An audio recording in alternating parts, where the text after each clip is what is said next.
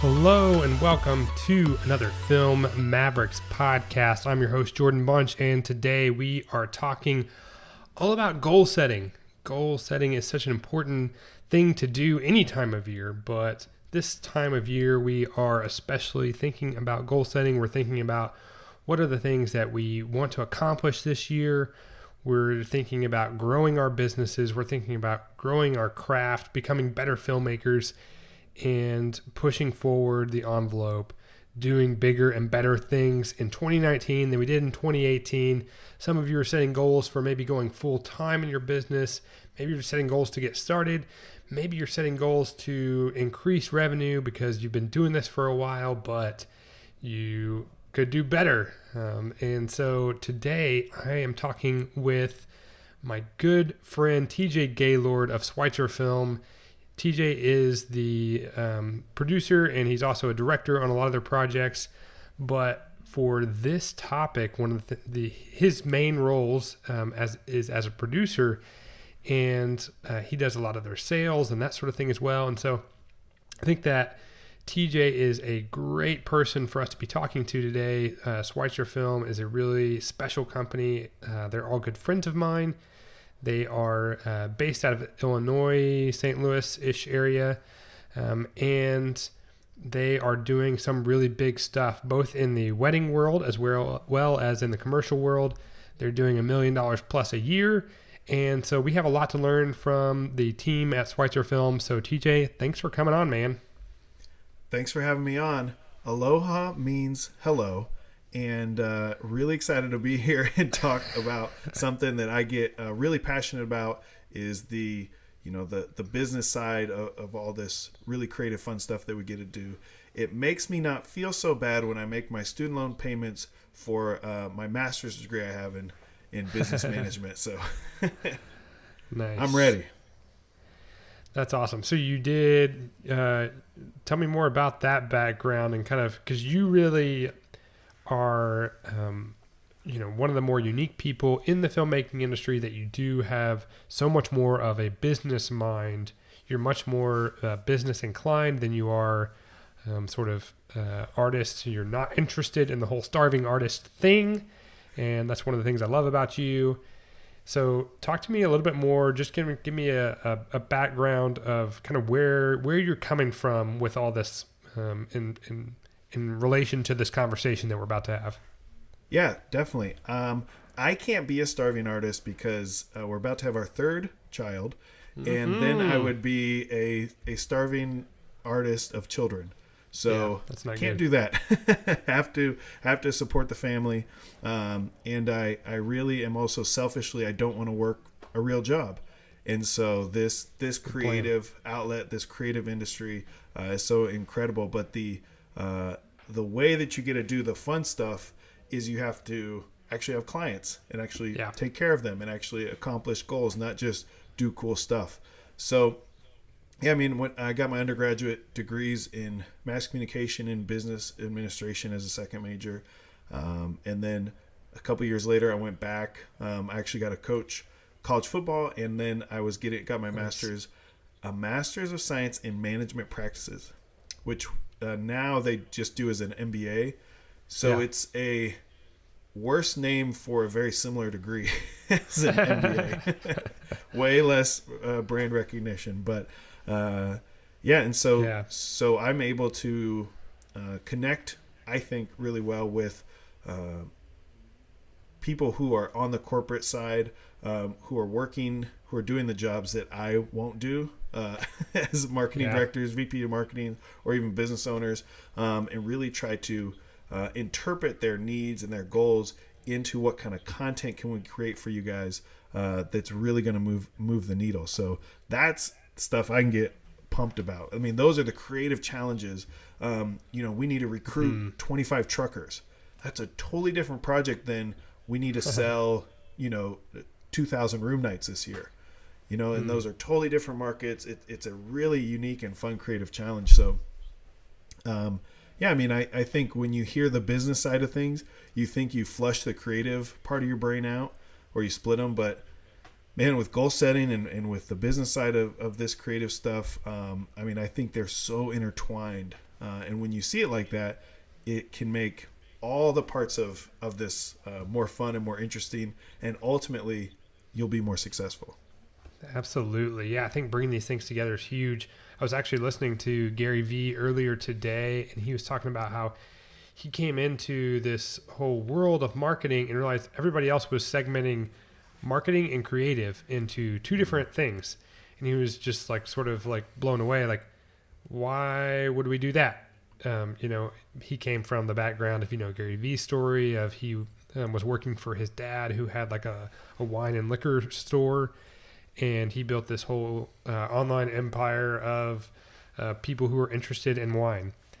And because he was kind of a one-man show with all that, running all that for his dad's company, he really saw all these things as a cohesive deal, like marketing and creative. And he came into the corporate world where they saw that as two very different things. And his work and his education and inspiration that he's done has really started to turn that for so many people to realize that marketing and creative are should never be separated. So yeah, I love this idea. If you're watching this and you stumbled across this video on YouTube before you've discovered Gary Vee, one, you're a unique flower, and two, after you're done watching, liking, subscribing, go find Gary Vee's stuff, because he's got so many good nuggets, many good nuggets that are really applicable to creatives. I think more than anybody else.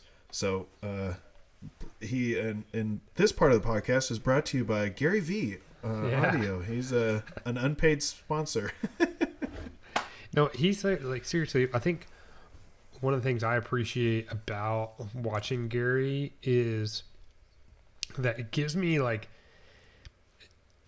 a lot of times it feels like preaching to the choir, but the way that he articulates things gives me language to use with my clients, because he knows that world so well that when I listen and watch him, I have new language to use when I'm having sales type conversations with my corporate clients that speaks their language a little bit better, because he just does that better than I do right now. So yeah, and you'll find a lot of these marketing managers, VPs of marketing, the people who you're dealing with, they listen to Gary Vee. They like him. They want to be they want to be doing what he does, and you can help them do that, or you guys can have a connection of similar language, similar ideas on different social channels and what the growth looks like for them. Yeah. It's almost like when you find somebody that you don't expect, but you happen to root for the same sports team, you have like this sort of instant bond. He almost has like that sort of cult to him. So yeah. Anyways, that's enough about Gary Vee for. It's love at first tweet. He doesn't need any extra promotion. He's already got all the promotion he needs.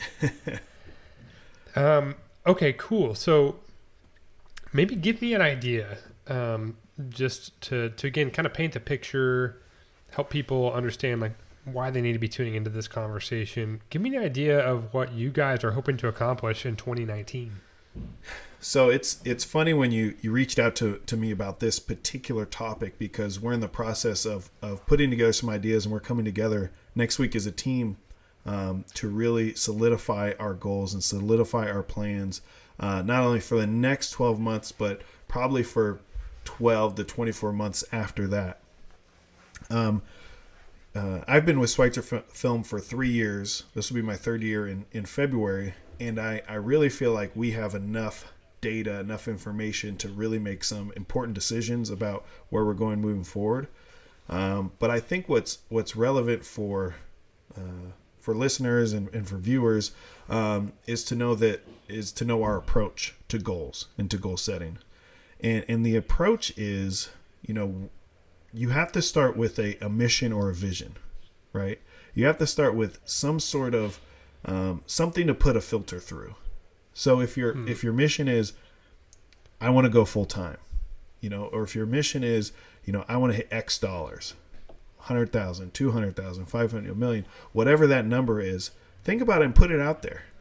Yeah. And for us, that helps us put every decision through there, because then the next thing we do is we kind of reverse engineer that. Okay, you want to go from whatever $30,000, I'm just talking gross revenue, to $200,000 a year. Okay. What does that look like per month? What does that look like per quarter? Are those numbers that you've been close to or seen obtainable?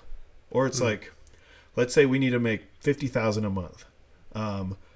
How many projects is that? It's like $50,000 a month. Well, I'm only charging $500 a wedding, and I'm only doing weddings. Maybe I need to make some more changes before I can hit those goals. You can get 50 weddings done in a month. Yeah, in January. And so those are kind of goals, for us. They're not always just financial goals, but those are good ones, easy ones. It's like a scoreboard. It's not the only way we measure ourselves, but it's one way, and it's sometimes it can be a fun way when things are going well. But yeah, I mean that's our initial approach is, what is our vision or our mission? What are we trying to accomplish? And now, let's go backwards. And what are things that we can do, that we can control, to help us get there? Yeah, absolutely. So what does that look like for you guys as you've got this planning meeting coming up next week that you haven't done yet, but what are some things that you're sort of thinking about that you're going to bring to that meeting? Some ideas of what you're hoping to get done this year. Yeah. I think one big thing for us is figuring out, when to say yes and when to say no. I feel like the whole time I've been in this industry, it's an always say yes mentality, which have gotten us burned a couple times, and burned because of our own overcommitments. And so we really need to figure out beforehand, when should we say yes and when should we say no to projects? Because in the moment, it's one of those things, similar if you go to a buffet, or you go to Thanksgiving dinner and you're like, okay, I can only do one plate. If I do 3 plates, I'm going to feel terrible. I'm going to hate myself. But so you have to make that decision beforehand. Because in the moment you're like, I guess it's not a full plate. It's just a 3/4 plate. So we got to figure that out beforehand. When to say yes, when to say no. Because when we say yes too many times, we not only hurt ourselves, but we can hurt all of our clients. And we value our clients so much and the quality of work so much that we will protect that, and we need to protect that over potential growth in just straight revenue. Yeah, absolutely. So tell me, let's kind of backtrack. Sure. And you said you've been with Schweitzer Film for 3 years now. Talk to me about, let's look back at 2018 and some of the metrics and the goals that you had for 2018 and how you went about accomplishing some of those goals. So for 2018, my personal biggest goal was to break $1 million in gross revenue, and I'm pretty sure I could talk about this. I probably should ask Joe if I can talk about this, but that was a personal. He's upstairs. He's and so that was a goal. And with people in this industry, there's not a lot of people who can do that. And so that was with the size that we're at. And so we kind of, we busted our tails. We gave a lot of yeses. We worked extremely hard, especially this fall. There's just a ton of work. Not a lot of leisure in the fall. I wasn't able to do some things with the family that I would have rather done or been able to do. So there were sacrifices made for this kind of one goal. And with it, we have been able to make some really good relationships with some new clients. And we accomplished that. And now we have to step back and say, okay, can we do that again, but still, keep our families? What do we need to change? Where are the yeses and the nos? Where's the pricing changes potentially? What are the things that we can control that will give us not only growth in revenue and growth in stature, whatever our goals are, but also keep a quality of life that we want. Yeah. And that's where, your goals, you got to balance. If you're single, no kids, your work life balance is going to look very different than somebody who's married with their third kid on the way. It's just going to look different. Yep. Or if you just want to be a professional, Pokemon Go player, then the video work is just paying for that. That's going to look different too. See my very culturally apt reference there. Look at you. Pretty good. I know the youth. I guess is that really a thing? Are there people really playing that again? No, it's really all about Fortnite, but I feel like Fortnite jokes are played out a little bit. Yeah. See, I'm so culturally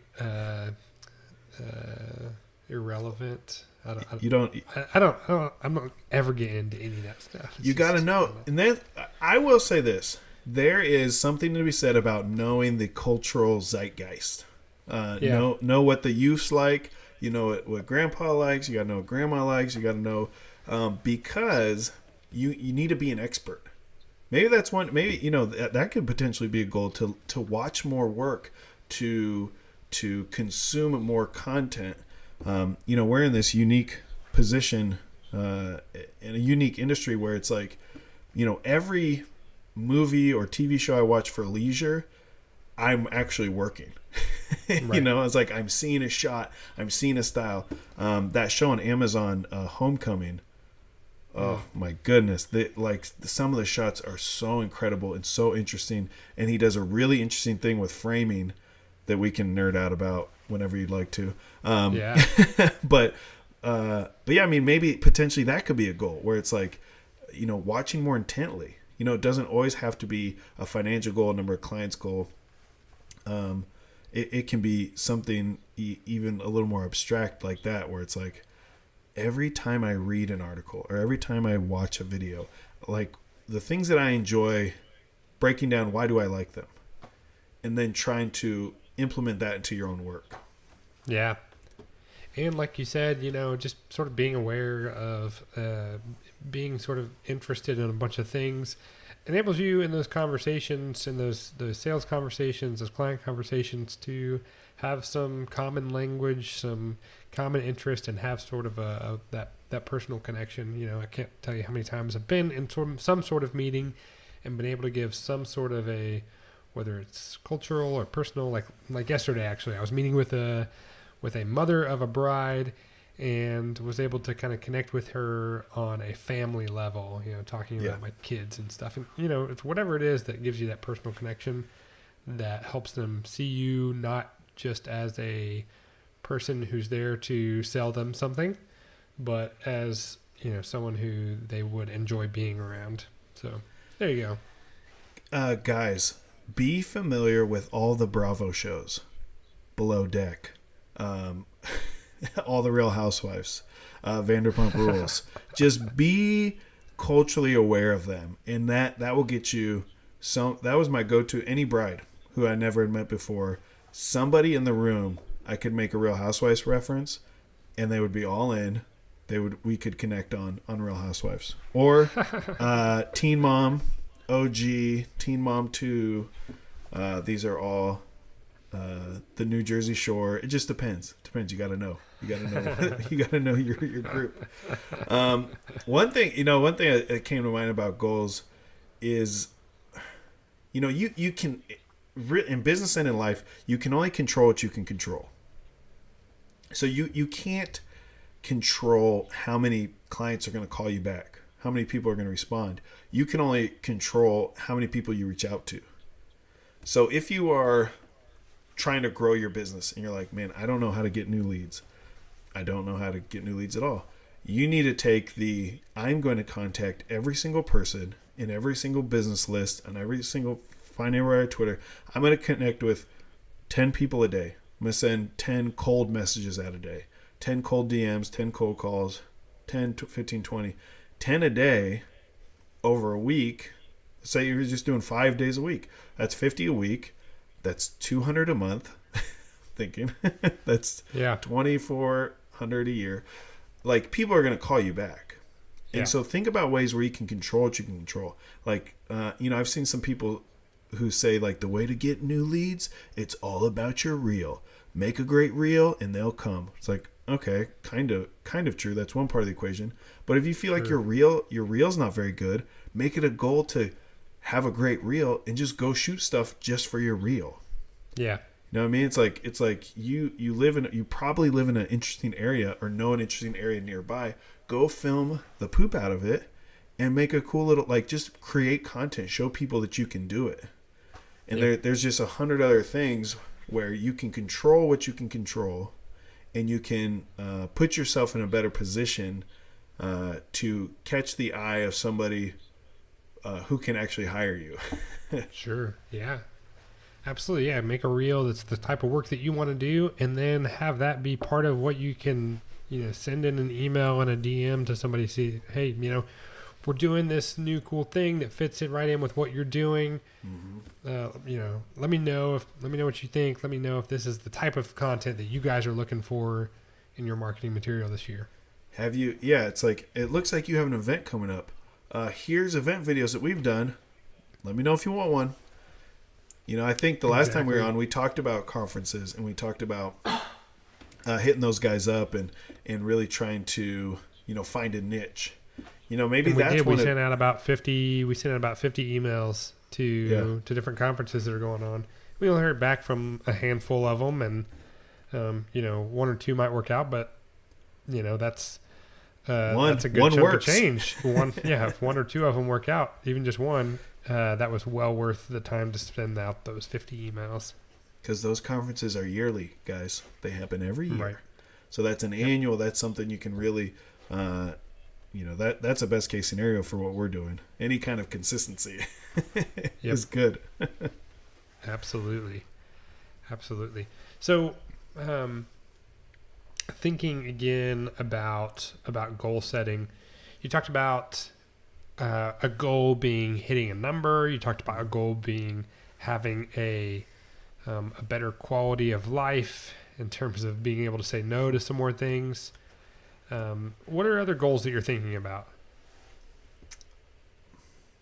That's a great question.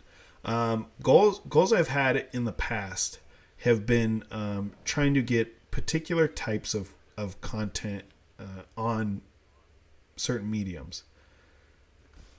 For example, before we had ever done one, trying to do a TV commercial, trying to do one for broadcast, trying to work with agencies, be like, we want to work with more agencies, trying to do a destination wedding. This year our goal is to do a destination wedding or more destination weddings. So there's other goals like that.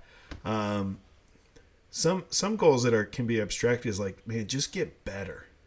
I need to be a better shooter. I need to be a better editor. I need to, what I hear more from people is I need more clients and I need more leads. And that's everybody forever. Yeah. You always, no doubt. that is a constant goal. But yeah, for me, I mean, other goals, it's like, I want to do certain things, but it's hard. I got to balance it, the kind of the personal passion projects that I can get excited about versus things that actually can help pay the rent or the mortgage, whatever. So yeah, I mean, I don't have a great answer for you, but yeah, I mean, it's just so many different avenues. It can be, maybe attacking not the glide cam, the steady cam, but attacking gimbals. Like, okay, I got to figure out gimbals, or I have to figure out drones. My goal for the end of the year is to be able to fly a drone at a wedding, on a shoot, not be afraid, not kill anybody. So it's like, it could be a piece of equipment, or even industry. We've talked about that. Like, what kind of industries do we want to get into? The fear, the kind of asterisk I'll give you with that one is everybody wants the sexy industries. Everybody wants to do Nike and Under Armour. They want to do Budweiser, and it's like those, beer and liquor and sports, like those are the pretty girls at the bar everybody's hitting on. Right. You know, you can think about industries. Maybe your dad's in a really cool industry that you're like, man, I've never thought about like private airports. I want to get into private airports, or, I want to do more stuff with colleges, or maybe something you're passionate about. I want to do more work with this organization, or, those guys never really have a ton of money, but they can, maybe it's something you want to do that's beyond the money. It's like, I want to do work for, saving cats who've been attacked by dolphins.org. It's a very niche organization. That is niche. Yeah. But yeah, I mean, I don't know. What do you think? What do you think are some other good goals that go with, not that I haven't said? Yeah, no, I think goals like, particularly I'm thinking about people who, this is always kind of a helpful exercise to think about whenever I'm creating content like this for filmmakers is, let's sort of put myself in different shoes that I've been in even 10 years ago. 10 years ago when I had, 2 clients in a calendar year that was worth, $3,000. And thinking about what could I do this coming year to change $3,000 into $12,000, because I'm still working this other job.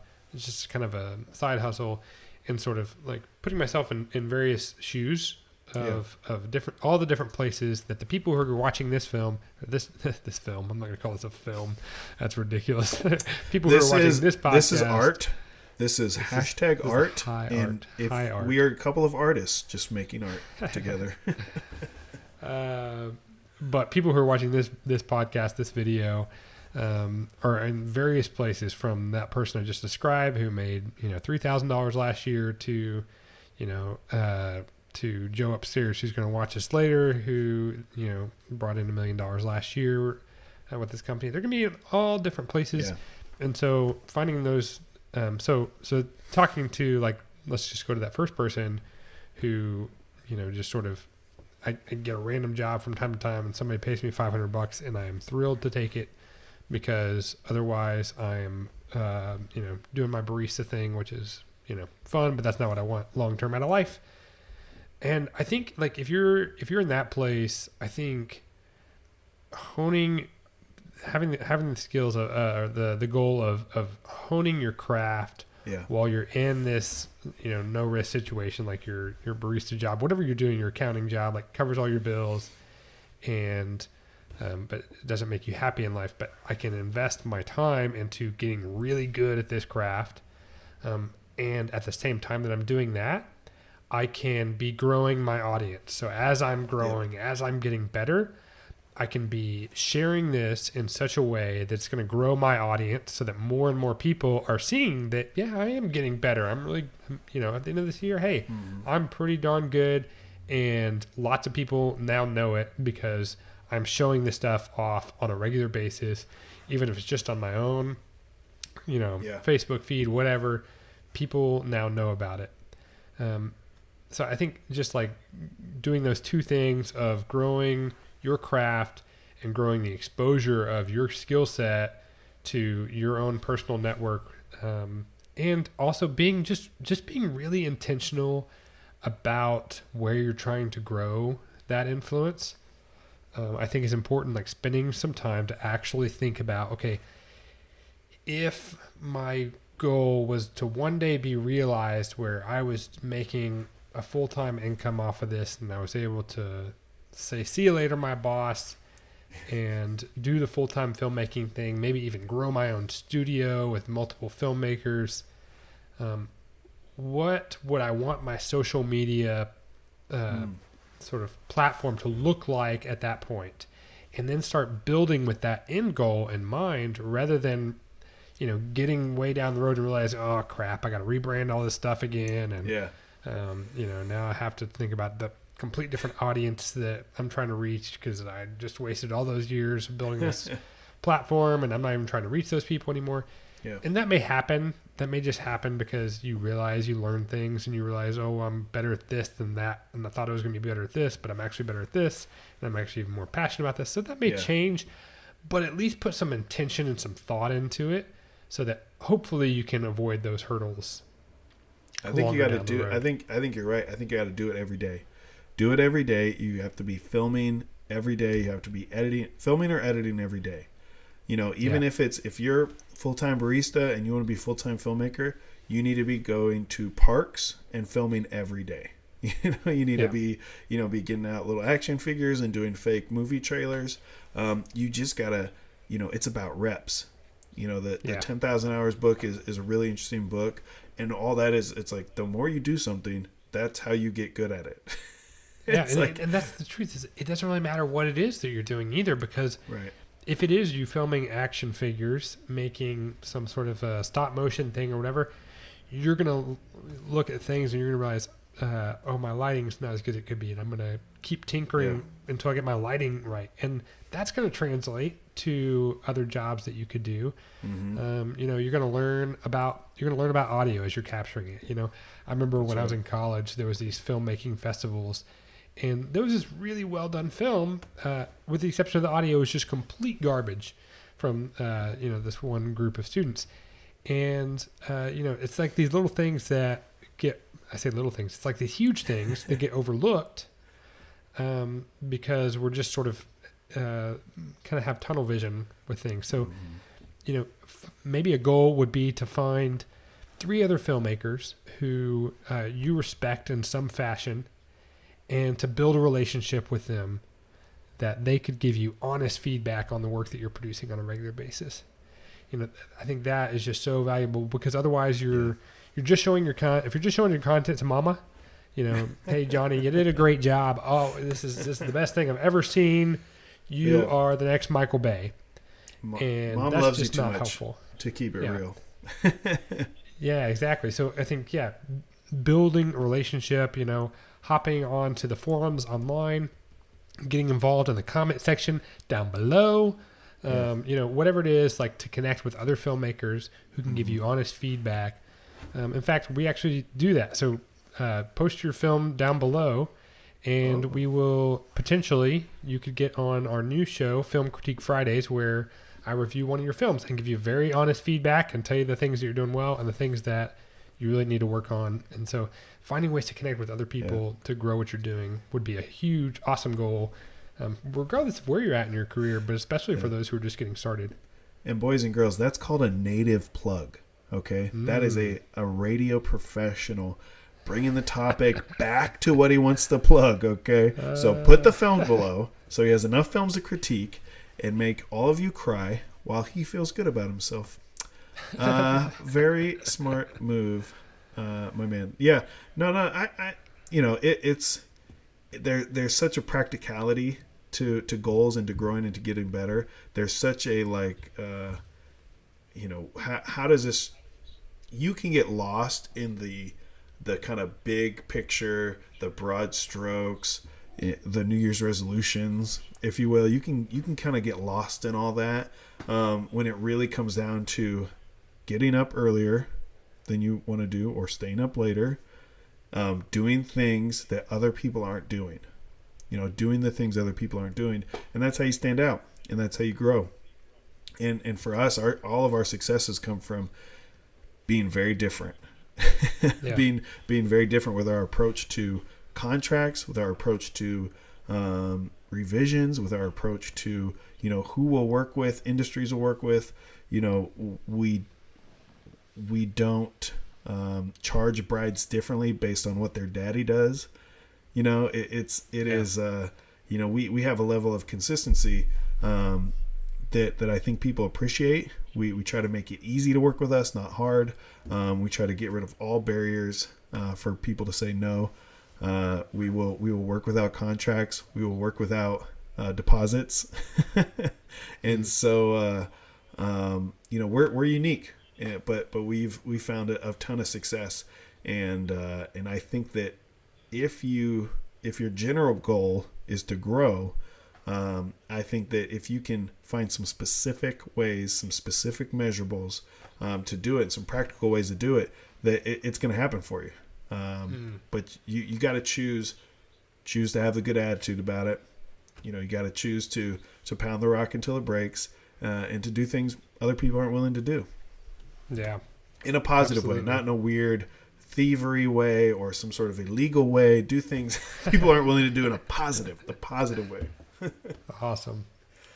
Well, I'm gonna think about like those different places again. Bring us back to that place of those different people. So I'm gonna get some free coaching here. I'm gonna Okay. let you kind of speak to me in the place that we're at. You know, we're maybe where you guys were a few years ago. You know, we're doing about 500K, so about half of what you guys did last year, and you know, we have goals to, you know, to within a couple of years to kind of get to that same place that you're at now, doubling our revenue of what we did last year. So coach me from that place, and the listeners who are in that same place of they've built something that's substantial, but they're not satisfied. They're reaching for that goal. They're going for 7 figures. What do you got for me, TJ? I would say that you have to be able to, on a corporate side, deliver a wider range of content options. You know, we are growing up and growing into this new world where it's not just about video and photo, it's just about digital content. You know, you can throw cinemagraphs in there, you can throw 360 stuff in there. You know, we've had to write more scripts, so we have to do more writing this year than ever before. Photos for all the different platforms. You know, what kind of photo and video works on Instagram stories versus Snapchat stories versus, you know, Facebook video. Increasing your knowledge about that. So being able to provide a ton of digital assets on a single shoot is a really easy way to grow fast. If you are shooting video and you are not also doing photo on the same shoot, that is a wasted opportunity. You need to have photographer friends or become a photographer and be able to do that. It is such a wasted opportunity. And the client thinks, we don't need photos. They do. Do it for them for free for once. And then say, every other shoot you can have all these photos. And it's only X more dollars. It's a deal. You know, I wouldn't consider myself a photographer, but every time I shoot photos, it's for our biggest clients. So I'm going to start my own photography class where I just teach people how to shoot for Fortune 500 photo clients. No, I mean, I think that's number one is take what you're doing now and grow it a little bit, be able to add value for your clients without adding a ton of cost for you. You're already there. Everybody's already set up. You're already doing makeup and hair, whatever. The second thing would be to connect. I mean, I would encourage everybody to make friends with every ad agency in their market. These guys and girls, they have a lot of access to bigger clients and bigger budgets than you do. They are looking for really good partners as well. They need an awesome, you know, video team, an awesome photo team for things that can be, you know, that can come up short or that there can be plans for. So I'd reach out and connect with every agency in your area. Not in St. Louis. They're They're all garbage over there. No, I mean, we can't do everything. So come to St. Louis, do some awesome stuff. And then I would find industries that you've had success in, and really hit up everybody else in that industry. Unless you're locked in for life with, you know, Larry's construction company, you have some room to hit up other construction companies. And say, hey, we did this for them. What do you think? And sending out a lot of those because, you know, sometimes people need to see exactly what you can do for them before they'll bring you in. I mean, those are the things I would do. Those are the things I am doing and will do. You know, every time they ask for a video, you know, one of my first questions is do you also want photo? Do you also want 360 stuff? Do you also want cinemagraphs? You know, what's the end goal for this? How can we maximize the content we're going to give you? You know, here's a very small example. This was, I don't even know if we charged extra or anything. We filmed an interview with the CEO. is basically it was one half of the interview. The other guy was on the phone. And then while we had the CEO there, this was right before all the holidays. And so it was like, hey, do you want to do a holiday message? And they're like, oh, great. Awesome. Great. Talk to the camera. Here you go. 3, 2, 1. Happy holidays. And being able to edit that quickly for them, that's just a way to add, you could call it an upsell, but it's really a way to add value. Yeah. And like I said, I might be the worst businessman ever because I don't think I charge for that. But no, I mean, just being creative, just trying to think of things. When you have the board, they're like, oh, we have this big conference, and the board comes and they meet, and then they all go. It's like, do you want to do like little interviews with them? Do you want to get them on camera? Because these C-level people, man, their schedules are full. They're hard to get in front of a camera. And you could really, you just sprinkle ideas to your marketing managers, to the VPs of marketing, whoever you're dealing with. And I think you can have a lot of success there. Absolutely. So that was a lot. That's good stuff. I appreciate the free coaching. Don't bill me later. Deal. No. So just kind of wrapping up, closing thoughts. Put a pretty bow on this for us. What's some parting thoughts you want to leave to people who are thinking about stepping their game up in the new year? Yeah. Setting goals are good. Is good. Don't know the right way to say that. Setting goals are a good thing. That's what I want to say. They're a good thing for you. They're going to help you grow. If you just have vague goals, you probably won't accomplish them. That's why dollar goals are really helpful. But the key is to, I think, in accomplishing any goal is to just be consistent. I mean, you just got to do it. And if there's 2 days where you don't do it, you can always start again. One day of messing up doesn't mean you're finished forever. Or one day of not doing something doesn't mean it was all a waste. Life is long. Life is very long, so you have a long time. But the market is great right now, so you don't have a long time. You really got to get your stuff together before there's a big pullback. No, I mean, I think if you've watched and listened this far in, I think there's a ton of stuff you can take away. Man, take the stuff that's gold, throw the rest out as garbage, and I think you'll be all right.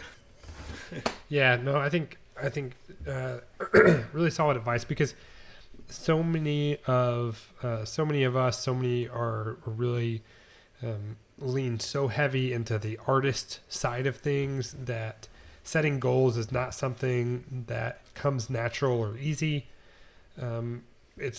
We're sometimes much more loose about that. It's we'll let things happen the way they are. Organic's kind of a buzzword. We're going to let things happen organically. It's like, well, no, because that's not how you're really actually going to grow. Any of the best artists out there didn't just let things happen the way that they happened. They had goals of improving their craft. They had, they had these measurable things that they could do to really become the great artists that they were. And same thing in business. Even more so is if you want to grow your business, you have to know where you're going. You can't just be wandering out there. You really have to know where you're headed, and that's what goals help you do. And specific goals, not a goal of I want to make more money this year. Cool, but put a number on that, and then figure out what it takes to achieve that. I love what you said at the beginning. Okay, if you say I want to make $100,000 this year, it's the first year I would ever be able to do that, and this year I'm going to make $100,000. Okay, well, what does that mean in a month, and what does that mean in a quarter, and what do I need to do this week to push myself so that this month I'm getting to that goal, and what I need to do today to be able to get to where I need to this week, to get to that month goal, to get to that quarter goal, to get to that year goal. And really thinking about things backwards that way, of setting up the bigger goals that are very specific, and then coming back and saying, what are the tangibles? What's the one thing I could do today that would help me reach that goal? this month and this year. So great One, stuff, TJ, man. Go ahead. Sure thing. Oh, I was I think everything you said is great and correct. And I think one like really small thing that I like to do is on a whiteboard I have in my office a big thermometer. And I started this years ago. And every kind of month we fill in more of the thermometer, and we have whatever our kind of end of year goal is. And then as the thermometer grows, it makes you feel good about yourself. Yeah. And sometimes it can be a kick in your butt. If you're like, the thermometer should be at whatever, 20K and you're at 4K, okay, come on, daddy. We gotta start kicking ourselves in the butt. So, I think putting it on the wall, privately if you'd like, but yeah, I mean, everything you said is 100% right on. And so hopefully you guys, I'm excited to hear your goals. Or 12 months from now, I'm excited to hear, what kind of goals you guys had and if you accomplished them or not. Yeah. And you'd have to be super humble, I think, to be able to be like, hey, I said I want to do 500. I did, 485, but you know what? I honestly didn't think I'd do 500. So it's like, Yeah. Oh, that's cool. That's cool. So, thank you. Thanks for having me. Thanks, Absolutely. everybody, for watching and listening. Absolutely. Hey, TJ, if people want to go and see more about what you guys are up to, where should they go? You can always find us on Instagram at Schweitzer Film, on Facebook, search for Schweitzer Film. All of our work's on Vimeo. Some of our work is on YouTube. You can, reach out to me specifically. Instagram at TJ Gaylord. You can always DM me and look at pictures of my kids, because that's Nice. 90% of my Instagram feed. I feel you. Me too. Awesome. Well, thanks again, friend. This was fantastic.